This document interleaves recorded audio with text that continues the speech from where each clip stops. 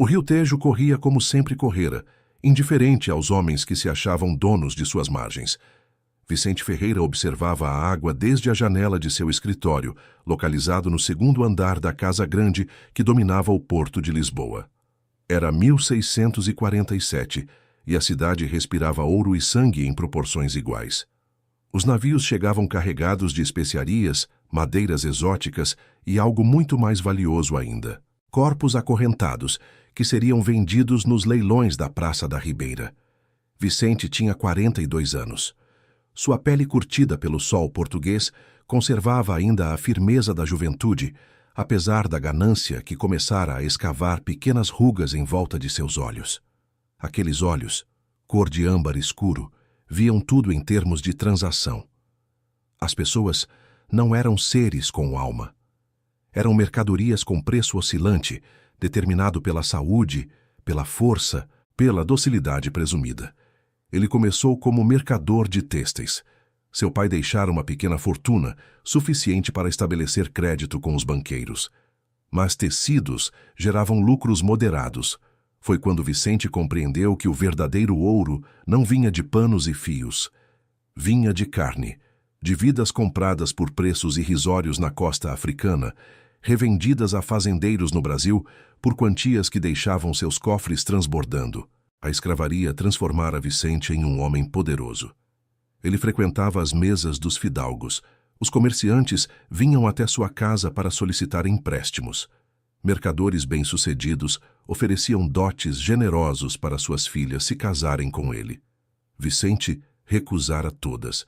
O casamento significava compartilhar poder, e ele não estava disposto a dividir nada. O que ele desejava, possuía. O que não possuía, comprava. Quando a porta de seu escritório se abriu naquela tarde de primavera, Vicente não levantou os olhos do livro de contas. Aquela era a hora em que seus funcionários costumavam trazer relatórios das transações do dia.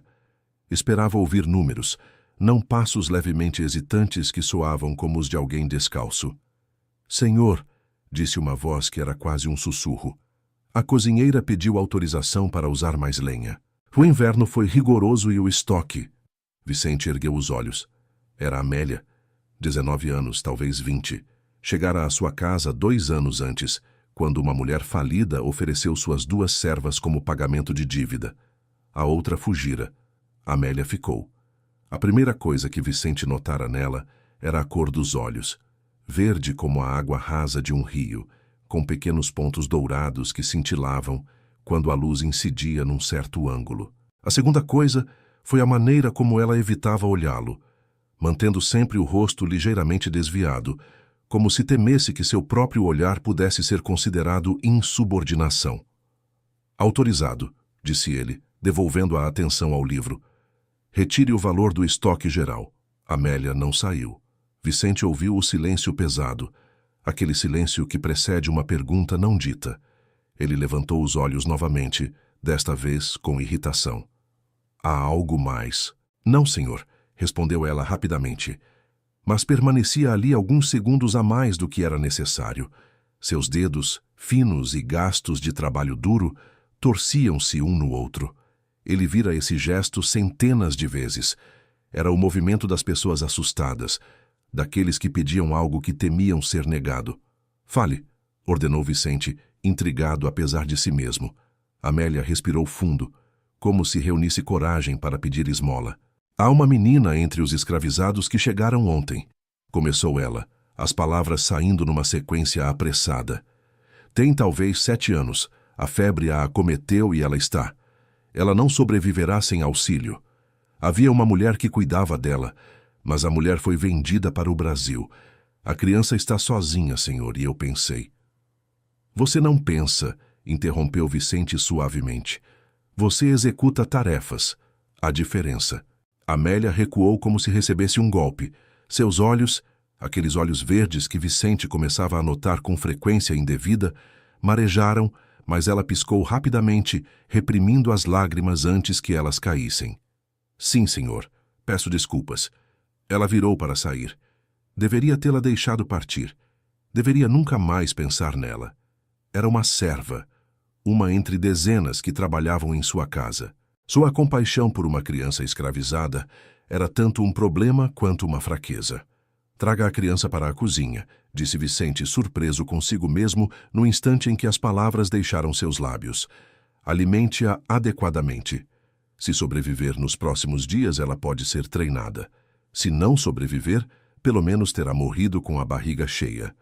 Não é altruísmo, é eficiência. Amélia virou-se para ele. Seus olhos o encontraram diretamente pela primeira vez em 2 anos, e naquele breve momento de contato visual, Vicente sentiu algo que não reconheceu imediatamente como perigoso. Era uma sensação de ser visto, realmente visto, pela primeira vez por alguém que não se importava com sua riqueza ou seu poder. "Obrigada, senhor", murmurou ela, e desta vez havia um tremor em sua voz que não era de medo. Depois que Amélia saiu, Vicente tentou retornar às suas contas, mas os números borrados em suas páginas não faziam mais sentido. Ele levantou-se, aproximou-se da janela, observando o rio que continuava seu curso indiferente aos dramas dos homens. Naquela noite, Vicente desceu até a cozinha, algo que nunca fizera em seus anos naquela casa. Melhor deixar esses assuntos para os funcionários. Mas seu corpo o levou lá de qualquer forma, movido por uma curiosidade que ele se recusava a chamar pelo seu verdadeiro nome. Amélia estava junto à lareira, envolvendo a criança pequena em um pano limpo. A menina tinha pele escura como uma noite de tormenta e olhos com aquela vacuidade que vinha de desnutrição e trauma. Amélia sussurrava para ela em uma língua que Vicente não reconheceu, talvez a língua do povo de onde aquela criança foi arrancada. "Ela não entende português", disse Amélia, notando sua presença sem se sobressaltar. Ela aprendera a reconhecer os sons de seus passos, mas a voz acalma. Minha avó dizia que as palavras de amor são compreendidas em qualquer língua.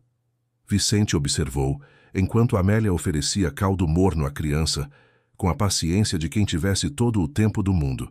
Naquele momento, iluminada pelo brilho das chamas, Amélia era a coisa mais bela que ele vira em sua vida. Isso deveria tê-lo assustado.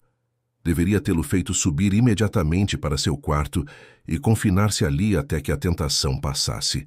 Mas Vicente era um homem que passara toda a sua existência tomando o que desejava, e sua vontade tornara-se indistinguível de seu direito. "Quando terminar aqui", disse ele, "venha até meu estúdio. Há correspondência que precisa ser organizada." Amélia pousou a colher lentamente. Seus olhos verdes encontraram os dele novamente.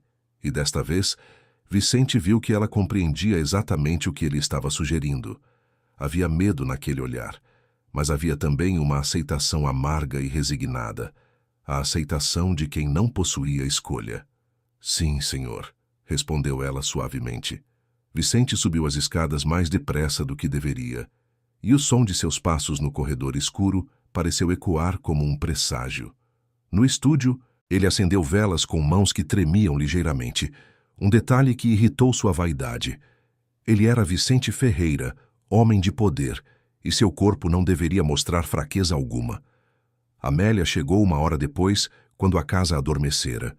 Ela trocara de roupa, deixando seu avental de trabalho por um vestido de algodão simples, que era tudo que possuía além do que estava vestindo. Seu cabelo, comprido e escuro como a noite, fora penteado, e havia um brilho nos seus olhos que antes não estava ali. "Feche a porta", ordenou Vicente quando ela entrou.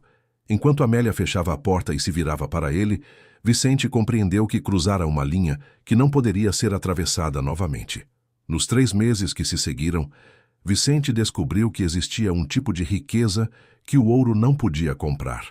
Eram os momentos em que Amélia ria, um riso que aprendera a suprimir, mas que ressurgia quando estavam sozinhos no escuro de seu estúdio. Era a maneira como ela tocava seu rosto com as palmas das mãos, como se estivesse aprendendo a conhecê-lo através daquele contato. Era a vulnerabilidade que havia em seus olhos verdes quando ela dormia com a cabeça apoiada em seu peito, e ele podia ouvir seu coração batendo em sincronismo com o seu próprio.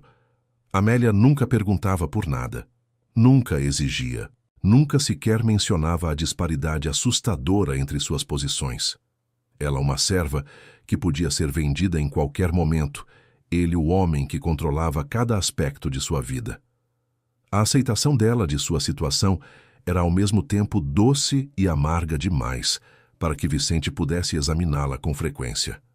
"Quando você era criança?", perguntou Amélia certa noite, enquanto estavam deitados na escuridão do quarto de Vicente.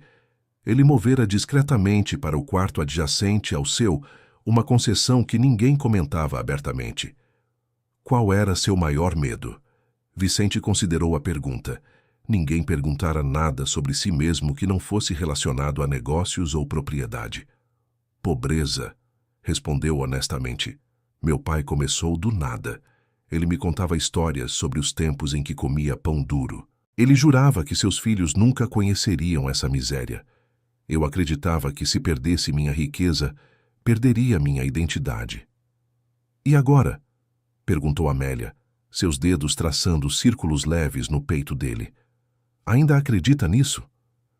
Vicente deveria ter respondido que sim. Deveria reafirmar as prioridades que mantivera durante toda a sua vida adulta. A acumulação de bens, a expansão de seu poder, a garantia de que nunca mais seria vulnerável. Em vez disso, ouviu a si mesmo responder: "Agora não tenho certeza." Amélia se moveu para estar mais próxima, seu corpo moldando-se contra o dele com uma naturalidade que o surpreendeu. Ela crescera tanto em confiança durante aqueles meses que às vezes ele a reconhecia apenas pela silhueta. "Fiz algo", disse ela com cautela. "Espero que não se zangue." "O que foi?", perguntou Vicente, ainda meio adormecido. "A menina que você permitiu que eu cuidasse. Ela está melhor. Recuperou-se completamente. Ela é forte agora e inteligente. Ela aprendeu português em poucas semanas." Vicente esquecera completamente da criança. Em sua mente, Amélia ocupava cada espaço que antes pertencera a outras preocupações. "E daí?", perguntou ele, com certa irritação pelo fato de que a conversa desviara de Amélia para uma serva miúda. "Sei que ela lhe pertence, mas tirei-a da casa sem falar com ninguém. Coloquei-a com uma mulher que trabalha com bordados. Ela é uma boa pessoa e cuidará dela, pagará pelo trabalho. Pensei que se ela aprendesse um ofício, poderia trabalhar para comprar a própria alforria. Ela está trabalhando como aprendiz de bordadeira e em alguns anos poderá ser livre e ter seu próprio negócio." Vicente sentiu a raiva queimar em suas veias. Tomara sua propriedade sem permissão. Era exatamente o tipo de desrespeito que resultaria em castigo severo se fosse cometido por outro servo. Mas enquanto ele estava ali, sentindo a raiva construir-se em seu tórax, Vicente notou que o rosto de Amélia não expressava medo. Ela enfrentara sua possível ira com uma clareza que o desarmou. Ela sabia o que fizera, sabia que era errado, segundo as leis que ele abraçara sua vida toda, e mesmo assim fizera, porque para ela era certo. "Você não deveria ter feito isso", disse ele finalmente, sua voz baixa. "Eu sei", respondeu Amélia calmamente. "Mas ela era criança. Ela não fizera nada para merecer uma vida de servidão." "Muitos não merecem", retrucou Vicente com uma aspereza que era direcionada tão facilmente a si mesmo quanto a ela. "Merecimento não é uma moeda que circula em nosso mundo." Amélia moveu-se para sentar-se na cama, seu corpo recortado contra a leve luminescência que vinha da janela. Havia uma seriedade em sua expressão que o forçou a observá-la completamente. "Eu te amo", disse ela, e as palavras foram simples e devastadoramente finais. Vicente sentiu como se alguém puxasse o ar de seus pulmões. Ele fora amado por muitas mulheres. Pelo menos elas fingiam estar apaixonadas, mas era o tipo de amor que poderia ser transferido para outro homem mais rico em poucas semanas. O amor de Amélia era diferente. Era o tipo de amor que sacrificava a propriedade por princípio, que desafiava suas próprias leis de sobrevivência. "Você não deveria", disse ele bruscamente, rejeitando-a mesmo enquanto a puxava para mais perto. "Não tenho escolha", respondeu ela contra seu peito. "Meu coração decidiu isso muito antes de minha mente compreender." 3 semanas depois, Amélia o procurou no estúdio durante o dia, algo que nunca fizera. "Precisamos conversar", disse ela, e a gravidade em sua voz fez Vicente levantar-se da sua mesa de trabalho. Ela estava grávida. A notícia deveria tê-lo enchido de horror. Uma gravidez significava exposição. Significava que todos em sua casa, funcionários, visitantes, até mesmo seus parentes distantes, compreenderiam exatamente qual era a natureza de seu relacionamento com sua serva. Significava escândalo. Podia significar processo legal, dependendo de como seus inimigos decidissem explorar a situação. Como se deixou engravidar? Perguntou Vicente, e as palavras saíram cruéis e cortantes. Amélia tremeu ligeiramente, mas manteve o rosto erguido. Não me deixei fazer nada. Isto simplesmente aconteceu. Tenho um corpo, e corpos geram vidas. Você sabe disso. Não sou ignorante dessa realidade. O que você quer que eu faça? Perguntou Vicente, suas mãos cerrando em punhos. Nada que sacrifique sua reputação, respondeu Amélia rapidamente. Nada que coloque sua fortuna em risco. Apenas deixe que eu tenha essa criança. Deixe que eu a crie como puder. Você nunca precisará reconhecê-la. Você nunca precisará sequer observá-la. Vicente caminhava de um lado do estúdio para o outro, sua mente processando as implicações. Se Amélia tivesse a criança, seria evidente para todos que ele aproveitara-se dela. A igreja podia tolerá-lo, enquanto isso permanecesse discreto. Mas uma criança visível era outra coisa. Você terá de partir, disse ele finalmente. Vou arranjar-lhe uma casa pequena fora da cidade. Darei dinheiro suficiente para viver, mas você não poderá permanecer aqui. Ele viu o coração de Amélia quebrar ao ouvir essas palavras.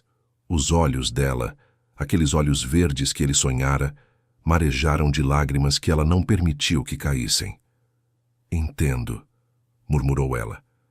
Você compreende que não há outra solução, disse Vicente, tentando convencer-se tanto quanto a ela. Compreendo que você tem muito a perder, respondeu Amélia. Mas as pessoas nunca realmente compreendem que temos coisas demais a perder para continuar vivendo como vivemos. Vicente arranjou uma casa para Amélia, pequena mas respeitável, numa rua tranquila do lado oposto da cidade. Ele a visitava à noite, discretamente, quando seu coche podia mover-se pelas ruas de Lisboa sem atrair atenção indevida. Amélia não o recriminava por sua frequência diminuída de visitas, não fazia exigências, não tentava manipulá-lo com emoção ou chantagem. Essa aceitação era mais dolorosa do que qualquer acusação poderia ter sido. A criança, uma menina, nasceu em março, 3 semanas antes do tempo esperado. Vicente chegou à casa para encontrar Amélia ainda na cama, pálida e fraca, e a bebê envolvida em panos limpos em um berço ao lado dela. A criança tinha fios de cabelo tão claros que eram praticamente brancos ao nascer, e os olhos, quando ela os abriu brevemente, eram verdes como os de sua mãe. Qual é seu nome? Perguntou Vicente, incapaz de olhar diretamente para a criança. Sofia, respondeu Amélia. Eu a chamei de Sofia, significa sabedoria. Eu pensei que era apropriado. Vicente não respondeu. Observou sua filha por apenas alguns segundos antes de virar-se e sair da sala. Não podia se permitir sentir algo por ela. O amor era um luxo que ele não podia dar a si mesmo, e a compaixão era um caminho rápido para a ruína. Vou deixar dinheiro com o pároco, disse ele quando Amélia o chamou de volta. Suficiente para que você a crie. Você nunca mais verá a mim depois desta noite, você compreende? Amélia não respondeu verbalmente, apenas inclinou a cabeça, aceitando seu destino com uma resignação que era tão profunda que Vicente finalmente precisou deixar a sala, incapaz de suportar o peso daquela aceitação. Durante os próximos 2 anos, Vicente esforçou-se para comportar-se como era antes de Amélia entrar em sua vida. Expandiu seus negócios de escravaria, comprou mais propriedades, financiou campanhas comerciais para o Brasil, acumulou mais ouro, mais terras, mais poder. Mas havia rachaduras em sua compostura. Em algumas noites dormia mal, perturbado por sonhos que não conseguia recordar completamente, apenas a sensação de estar caindo. Também havia momentos durante as reuniões de negócios, quando percebia que perdera completamente o fio da conversa, seus pensamentos vagando para uma mulher que ele condenara à solidão. Seus funcionários comentavam que ficara mais áspero, mais exigente, Os castigos que antes ordenava com indiferença, chicotadas por pequenas infrações, marcas de ferro por roubo, tornaram-se mais severos, como se tentasse purgar alguma coisa de seu interior através do sofrimento de outros. No 15º ano, Vicente recebeu uma carta. Ela fora deixada na porta de sua casa durante a noite. O remetente não foi identificado. Ele a abriu com mãos que tremiam e encontrou palavras que reconheceu imediatamente como sendo a caligrafia de Amélia, uma caligrafia que ensinara a ela durante as noites no escuro. Vicente, Sofia fará 15 anos no próximo mês. Ela é uma mocinha rápida, alegre, cheia de questões sobre o mundo. Ela pergunta sobre você. Digo-lhe que seu pai é um homem importante que está ocupado com assuntos do reino. Ela parece aceitar isso. Não estou escrevendo para pedir nada. Há tempos que aceitei que você fez a escolha que estava disponível a você. Sou apenas uma mulher humilde, e você é um homem de consequência. Havia assimetria demais entre nós para qualquer coisa duradoura. Estou morrendo. Consegui permanecer de pé durante esses anos, trabalhando como costureira para gerar renda suficiente, além do dinheiro que você deixou. Mas há 6 meses, uma febre começou, e apesar de tudo aquilo que tentei, ela apenas piora. Meu médico diz que é uma questão de semanas, talvez apenas dias. Quando eu partir, Sofia ficará sozinha. Ela não tem ninguém além de você, embora não saiba disso. Estou escrevendo para implorar que você a considere. Não precisa ser publicamente como filha. Poderia ser uma menina cujos pais morreram, que você tomou sob seus cuidados por piedade cristã. Ninguém questionaria isso.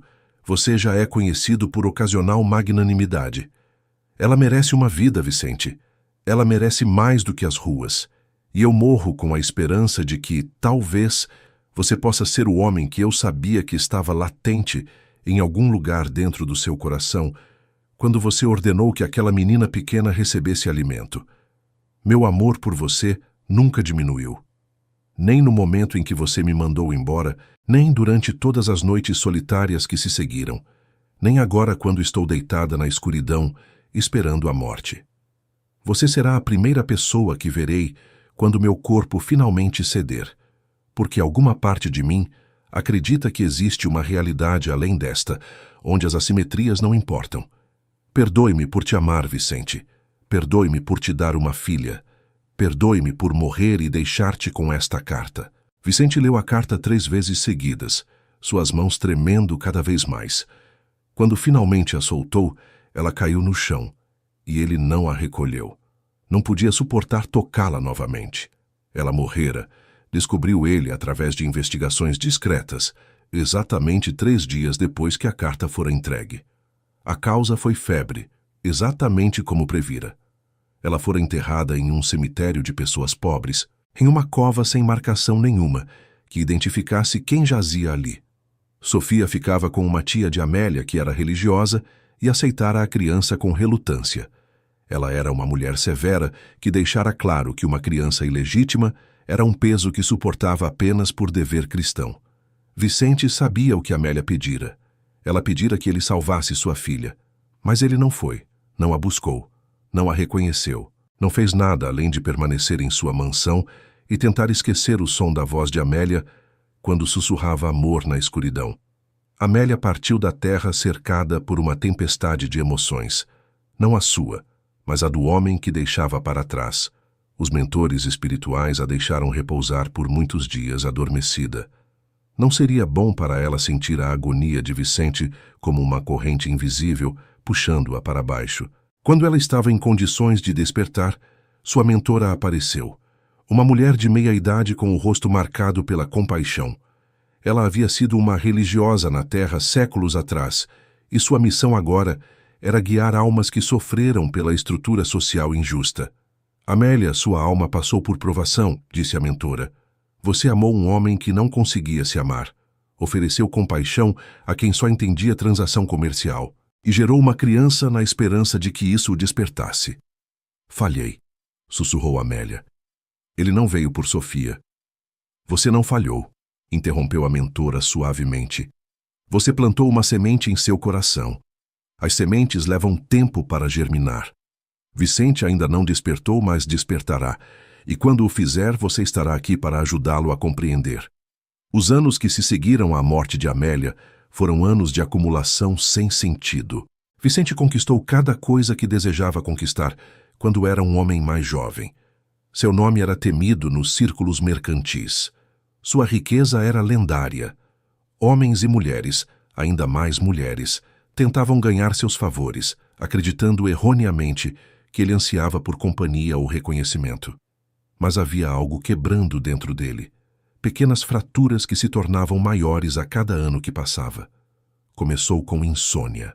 Depois com pesadelos que o deixavam acordado, suado e tremendo. Depois com momentos de falta de memória, períodos de tempo que desapareciam de sua consciência. Os servos e escravos sussurravam que ele envelhecia rápido demais, que havia uma loucura germinando em seus olhos, que a ganância havia finalmente alcançado seu custo. Vicente via agora o mundo através de uma lente diferente. Os rostos dos escravizados, cujos corpos ele vendera como gado, começaram a assombrar suas noites. Ele via seus olhos em cada rosto que passava pelas ruas de Lisboa. Ele via os olhos de Amélia também, sempre, esperando algo que ele nunca dera. Numa noite de inverno particularmente fria, quando Vicente tinha 57 anos, um homem apresentou-se em sua casa dizendo ser enviado por um bispo que desejava uma conferência privada. Vicente recebeu-o com desconfiança. Ele aprendera que nada é oferecido gratuitamente no mundo dos negócios e da política, mas permitiu uma audiência ao homem. O bispo não apareceu pessoalmente. Em seu lugar, veio um sacerdote mais jovem, com olhos sérios e uma aura de julgamento, que fez Vicente sentir-se desconfortável de uma maneira que há muito não experimentava. «Sou o padre Estevão», apresentou-se o sacerdote. «Trabalho com crianças órfãs em nosso orfanato. Especificamente, trabalho com meninas que não têm nenhuma perspectiva de vida além da prostituição ou da escravaria». Vicente recuou ligeiramente diante daquela introdução direta. «Isso é admirável, mas não vejo como isso me concerne».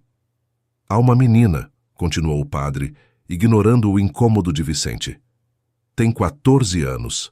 Ela é inteligente, rápida e tem um talento natural para leitura e escrita. Seu nome é Sofia Ferreira». O coração de Vicente parou de bater. «Donde você obtém esse nome?», perguntou ele, sua voz perigosamente baixa.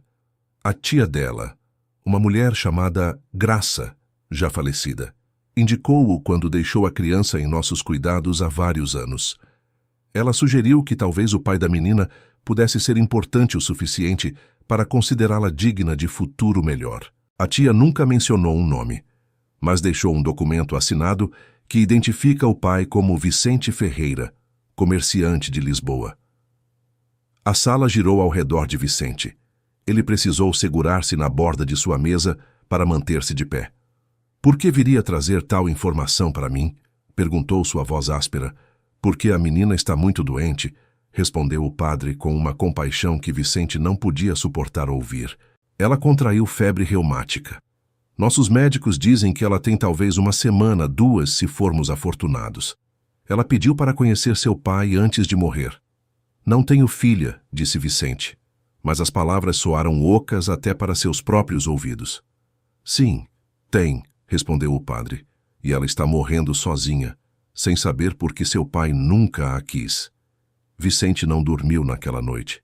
Passou as horas de escuridão em seu quarto, de uma guerra acontecendo em seu interior entre o homem que fora, aquele que escolheria proteger sua reputação a qualquer custo, e a sombra de quem poderia ter sido se tivesse feito escolhas diferentes. Pela manhã, ele sabia o que precisava fazer. E sabia também que seria demasiado tarde. Quando chegou ao orfanato, levou com ele bolsas de moedas de ouro que deixou com o padre. Não era redenção. Ele compreendia isso. Era apenas dinheiro, que era tudo aquilo que aprendera a oferecer. Sofia estava numa cama simples, num quarto que cheirava a remédios ineficazes. A criança que vira apenas uma vez, aquela menina recém-nascida com cabelos praticamente brancos, tornara-se uma jovem mulher com traços que ecoavam tanto os seus quanto os de Amélia. Seus olhos eram verde claros, como os de sua mãe. Mas havia dureza em seu rosto, uma dureza que vinha de uma vida inteira de rejeição. Ela abriu os olhos quando Vicente entrou no quarto. Durante um momento não houve reconhecimento. Depois, algo mudou em sua expressão. Não de alegria ou alívio, mas de uma aceitação final e amargada. Então você veio, disse Sofia, sua voz fraca, mas constante. Apenas para me ver morrer. Que generosidade. Eu... Começou Vicente, mas as palavras falharam. O que podia dizer? Como podia explicar anos de negligência, de covardia, de escolha consciente de ignorar? Minha mãe falava de você, continuou Sofia, respirando com dificuldade, seus olhos nunca deixando o rosto de Vicente. Ela dizia que você era um bom homem, preso pelas circunstâncias, que escolhera poder sobre tudo o mais, porque havia medo em seu coração. A meu ver, você era simplesmente um homem que não a amava o suficiente. Agora que estou morrendo, compreendo que talvez ela estivesse certa. Talvez ambas estivéssemos certas. Perdoe-me, disse Vicente, e pela primeira vez em sua vida adulta, verdadeiras lágrimas percorreram seu rosto. Sofia observou as lágrimas dele com uma expressão que era quase piedade. Já o perdoei, disse ela. E perdoei minha mãe por amar alguém que não conseguia amá-la de volta. O que estou tentando agora é aprender a perdoar a mim mesma, por ter esperado por você durante tantos anos. Vicente permaneceu ali durante toda a noite. Não tocou Sofia. Ele não tinha o direito. Apenas sentou-se numa cadeira ao lado de sua cama e ouviu-a falar sobre sua vida. Sobre as outras crianças no orfanato que eram suas amigas.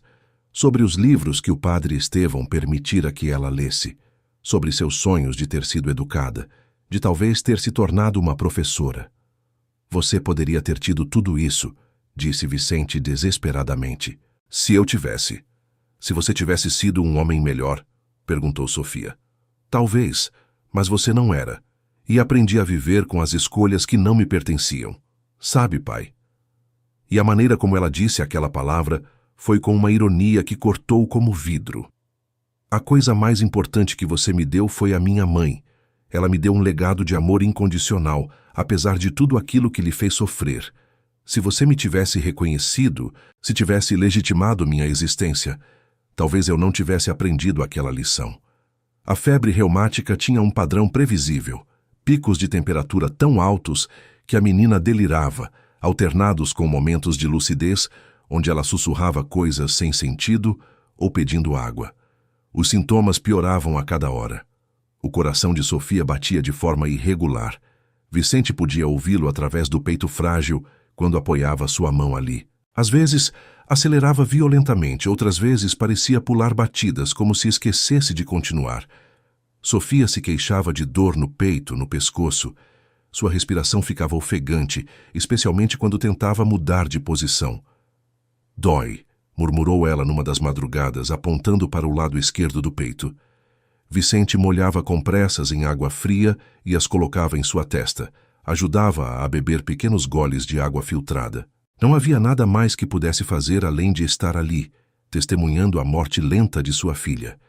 Na terceira noite, Sofia ficou mais quieta. A febre não baixava, seu corpo continuava queimando, mas ela parecia estar desistindo da luta. Seus olhos, quando os abria, focavam em Vicente com uma intensidade que era além de sua idade. Você amava minha mãe? Perguntou ela numa das poucas vezes que falou claramente. Sim, respondeu Vicente honestamente. Eu a amei. Sofia sorriu. Um sorriso fraco, mas genuíno. Ela também o amava. Ela disse que alguns amores não conseguem vencer o mundo, mas que são verdadeiros de qualquer forma. Poucas horas depois, o coração de Sofia simplesmente parou de lutar. Sua respiração, que havia se tornado cada vez mais rasa, cessou. Vicente sentiu quando isso acontecia. Aquele momento em que o corpo muda, quando deixa de ser habitado por vida. Quando ela finalmente morreu, com o amanhecer pintando o céu de cores pastéis, Vicente sentiu como se uma parte vital de si mesmo fosse arrancada de seu corpo. Vicente permaneceu ao seu lado, murmurando desculpas que ela já não podia ouvir. Ficou ali, segurando a mão gelada de sua filha, até que alguém viesse retirá-la. Sofia acordou em um jardim. Não havia dor. Seu corpo, consumido pela febre, estava inteiro novamente, forte, leve, radiante. Ao seu redor, tudo brilhava com uma luminescência que não vinha de nenhuma fonte específica, mas de todas as coisas ao mesmo tempo. Uma mulher se aproximou. Era sua mãe, mas não exatamente como Sofia se lembrava dela. Amélia resplandecia de uma beleza que transcendia os traços físicos. Era a beleza da alma finalmente liberta do sofrimento. Minha filha, disse Amélia, envolvendo Sofia em um abraço que era mais que toque. Era fusão de essências. Você sofreu, sua jornada foi breve, mas necessária. Por quê? Perguntou Sofia, ainda tentando compreender onde estava. Por que morrer tão jovem? Antes que Amélia respondesse, um ser de luz aproximou-se. Era um homem idoso, com olhos que continham séculos de sabedoria.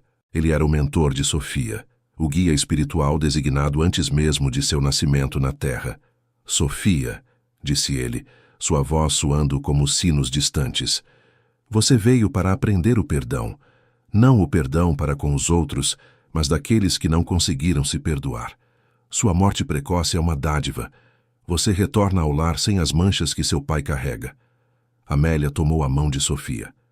E eu estou aqui para te guiar enquanto aprendes. Sempre fui guardiã de teu caminho. Após a morte da filha, o que restou para Vicente foi viver com a consciência de seu próprio fracasso.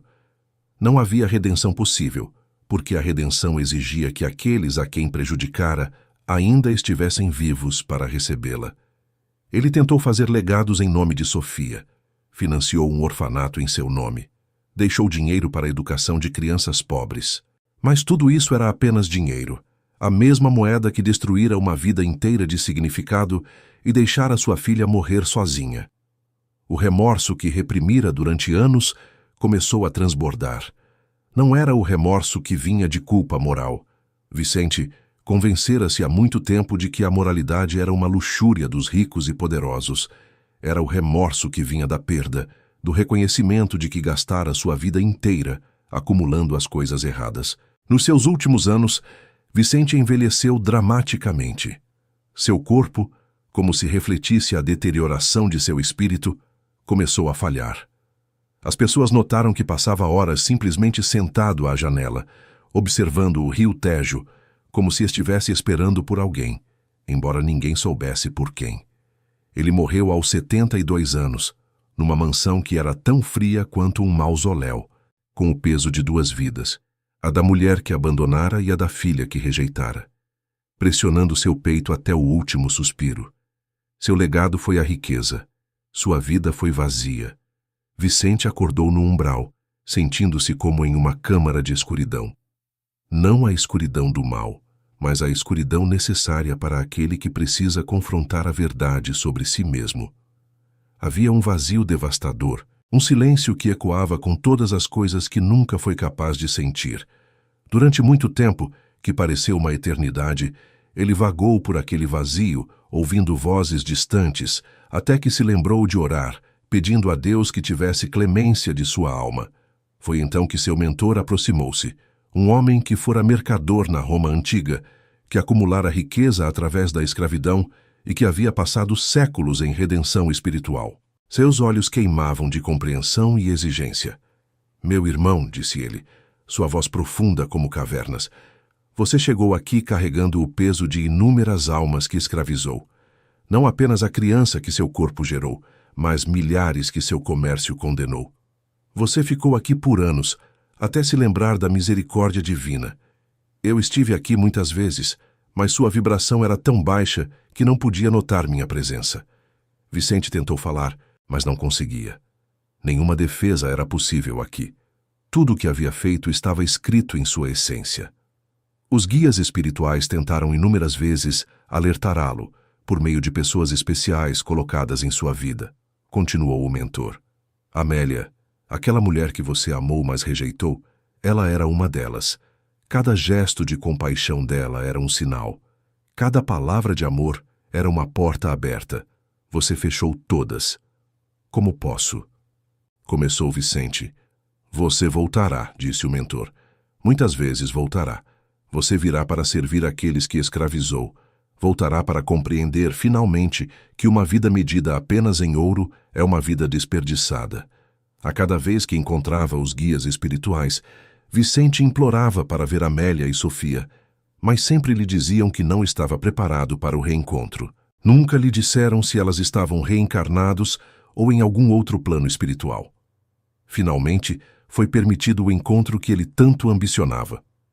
Vicente, Amélia e Sofia, orientados por seus mentores, encontraram-se numa sala envolta em luz dourada, onde o tempo não existe. Os três estavam constrangidos por séculos de ausência. Vocês se reencontrarão, explicou o mentor de Vicente, seu tom agora menos severo, mas não menos firme. Mas não como foram. Vicente nascerá sem riqueza. Aprenderá o que significa servir em vez de comandar. Eu o encontrarei? Perguntou Amélia, esperança e dúvida em seu rosto espiritual. Sim, respondeu a mentora de Amélia. Mas primeiro, você também precisará aprender a amar a si mesma. Você renascerá como mulher livre, educada. Quando seus caminhos se cruzarem novamente, você não será a serva que implora amor. Será a mulher que escolhe amar, sabendo que merece escolher. Sofia tomou a mão de ambos. E eu? Você será o elo, disse seu mentor. Você nascerá como filha de ambos, legítima desta vez, e através de você, eles compreenderão que o amor verdadeiro não é medido pela estrutura social, mas pela coragem de desafiar tudo por ele. Vicente olhou para Amélia nos olhos. Pela primeira vez em séculos, ele conseguia ver-se como era realmente, não um homem poderoso, mas uma alma ferida que havia feito escolhas terríveis, e pela primeira vez, ele escolheu enfrentar isso. Quanto tempo terei de esperar? Perguntou ele. Pelo menos 300 anos, respondeu seu mentor. Tempo suficiente para que você aprenda que a redenção é possível. Tempo suficiente para que você queira mudar. Até chegar o tempo em que a escravidão será condenada. Vicente voltou à terra como escravo. Teve uma vida breve, sofrendo tudo o que ele próprio causara a muitos homens escravizados. Morreu pendurado no tronco, não suportando o sem número de vezes que a chibata tocou sua pele.